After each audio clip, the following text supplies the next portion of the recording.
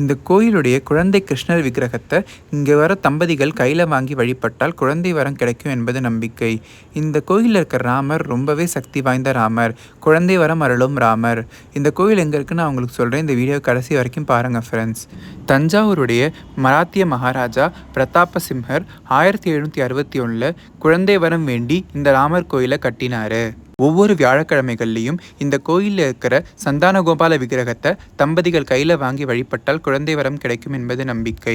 சங்கீத மும்மூர்த்திகளில் ஒருத்தரான முத்துசாமி தீட்சிதரால் பாடல் பெற்ற ஸ்தலம் திருவாரூர் மாவட்டம் மீடாமங்கலத்தில் இருக்கிற அருள்மிகு சந்தானராமர் திருக்கோயில் தான் இன்றைக்கி நாம் பார்க்க போகிற திருக்கோவில்.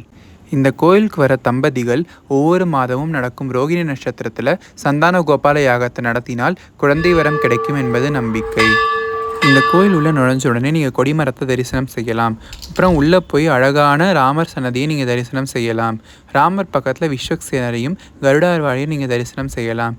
வடூர் ராமபிரான் மாதிரியே இந்த கோயிலோட ராமபிரானும் ரொம்பவே அழகான ராமர்.